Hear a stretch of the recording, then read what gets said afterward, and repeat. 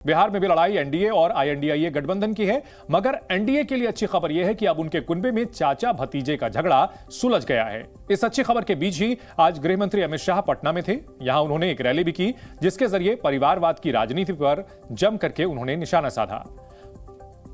बहनों, मैं आपको बताना चाहता हूं, कांग्रेस की नेता सोनिया गांधी का एकमात्र लक्ष्य है राहुल गांधी को प्रधानमंत्री बनाना, और लालू जी का एकमात्र लक्ष्य है इनके बेटे को मुख्यमंत्री बनाना। मुझे बताओ, जो आप अपने बेटे बेटियों को प्रधानमंत्री मुख्यमंत्री बनाना चाहते हो, वो तो आपके बेटे बेटियों का भला कर सकते हैं क्या? जोर से बोलिए, कर सकते हैं क्या? पिछड़ा वर्ग का, अति पिछड़ा वर्ग का, दलित का, गरीब का अगर कोई भला कर सकता है तो केवल और केवल नरेंद्र मोदी जी और भारतीय जनता पार्टी कर सकती है। पटना जाने से पहले ही अमित शाह ने चिराग पासवान की नाराजगी दूर कर दी थी। अमित शाह ने चिराग को एनडीए का हिस्सा बने रहने के लिए राजी कर लिया और अब कहा यह जा रहा है कि इस बार भतीजा चाचा पर भारी पड़ गया।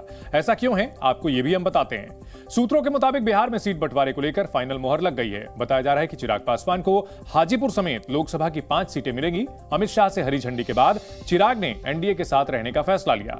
वहीं चिराग के चाचा पशुपति पारस की सीट बदलेगी, अब उन्हें समस्तीपुर से लड़ाया जाएगा। गठबंधन में पशुपति पारस को एक ही सीट दी जाएगी। दरअसल चिराग ने हाजीपुर सीट को उनके पिता की परंपरागत सीट बताकर अपनी दावेदारी स्वाभाविक तौर पर जताई थी। कहीं कोई गड़बड़ नहीं है और हम सब भाई मिलकर जो भी तय करते हैं, जो पार्टी हमारी है एनडीए के साथियों के साथ मिलकर विचार कर जो होता है वह तय करते हैं। कहीं कोई दिक्कत नहीं। चिराग जी से राजनीति की बात आ रही है, उपेंद्र कुशवाहा और चिराग जी से कहीं कोई नाराज नहीं।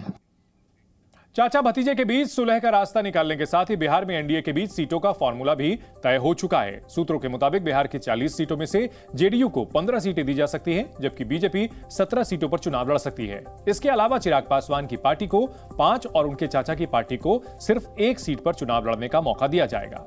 जीतन राम मांझी की पार्टी हम को 1 और उपेंद्र कुशवाहा की पार्टी आरएलएसपी को एनडीए के कोटे से 1 सीट दी जा सकती है।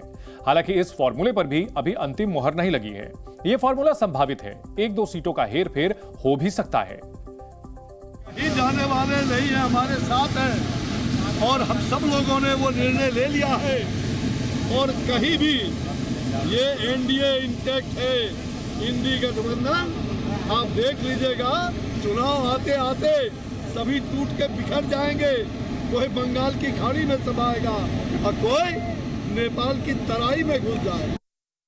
एनडीए इस बार बिहार में सभी 40 सीटें जीतने का दावा कर रहा है, मगर वहां क्या समीकरण रह सकते हैं, इस पर जी न्यूज एंड मेट्राइज का ओपिनियन पोल हम आपको दिखा देते हैं। सर्वे के मुताबिक बिहार की 40 सीटों में से एनडीए को 37 सीटें मिल सकती हैं, जबकि विपक्षी गठबंधन आईएनडीआईए को सिर्फ 3 सीटें ही मिलने का अनुमान है। यानी एनडीए का प्रदर्शन पिछली बार के मुकाबले हल्का कमजोर जरूर रहेगा, लेकिन फिर भी आईएनडीआईए के मुकाबले कहीं बेहतर रहेगा।